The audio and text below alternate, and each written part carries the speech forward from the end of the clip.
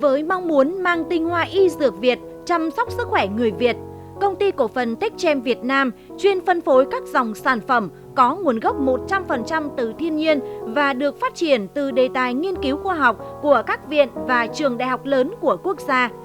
Như siêu tinh nghệ nano curcumin có tính năng vượt trội trong việc phòng và điều trị hiệu quả dạ dày, đại tràng, ung thư, phục hồi sức khỏe và đẹp da.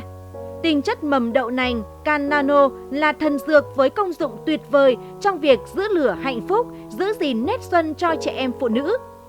Tháng 12 năm 2019, công ty tiếp tục cho ra đời sản phẩm Magic Max với tính năng vượt trội mà chưa có dòng mỹ phẩm nào làm được. Với 3 công dụng chỉ trong một sản phẩm: làm sạch sâu, tẩy da chết dịu nhẹ và dưỡng da. Sản phẩm được chiết xuất hoàn toàn từ tự nhiên với những nguyên liệu cao cấp, sạch, an toàn, phù hợp với mọi lứa tuổi. Các sản phẩm của công ty phân phối được sản xuất tại nhà máy Đông Nam Dược Bát Phúc. Hệ thống quản lý chất lượng đạt GMP của công ty giúp quản lý và kiểm soát chặt chẽ chất lượng sản phẩm tối ưu, đảm bảo chất lượng sản phẩm ngay từ khâu nguyên liệu đầu vào đến khâu sản xuất và hoàn thiện. Chúng tôi cam kết đem lại sản phẩm tốt nhất đến tay người sử dụng.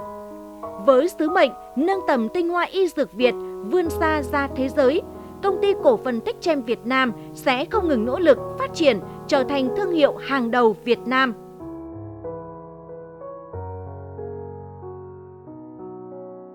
Xin chào các bạn, mình tên là Lê Phương, là người sáng lập ra thương hiệu Natural Việt Nam. Hôm nay mình cùng toàn thể cán bộ, công nhân, viên chức của công ty cổ phần Techchem Việt Nam đi tham quan nhà máy sản xuất. Thì các bạn biết là trước đây công ty cổ phần Techchem Việt Nam có phân phối hai cái sản phẩm, đấy là Nano Curcumin Natural Việt Nam và cái sản phẩm thứ hai là tinh chất mầm đậu nành Can Nano. Và hôm nay mình xin giới thiệu một cái sản phẩm mới ra đời của công ty, đấy là Magic Max. Thì các bạn biết là cái sản phẩm này của bọn mình là phát triển từ đề tài nghiên cứu của trường Đại học Thái Nguyên. Và trong cái sản phẩm này có một cái thành phần rất là đặc biệt, đấy là cao chiết cây đơn đất, mà hầu như chưa có sản phẩm nào trên thị trường Việt Nam sử dụng cái nguồn nguyên liệu này. Thì cái sản phẩm này có một cái đặc tính là rất là an toàn cho mọi loại da. Thì các bạn biết là cái cao chiết cây đơn đất này nó có cái công dụng là làm sáng da, chống viêm da, và cái thành phần này là hoàn toàn tự nhiên, không có chất bảo quản.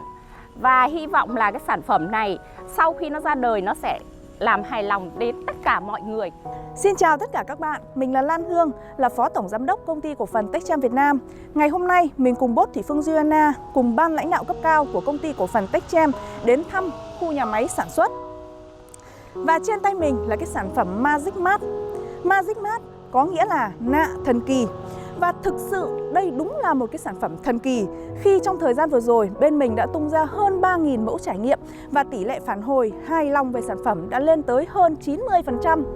Và các bạn sẽ không còn phải đợi lâu hơn nữa, bởi vì chỉ 1-2 ngày nữa thôi sản phẩm này sẽ đổ bộ ra thị trường. Các bạn hãy chúc mừng Công ty Cổ phần Techchem và chúc mừng các đại lý của công ty nào. Xin chào và hẹn gặp lại tất cả các bạn.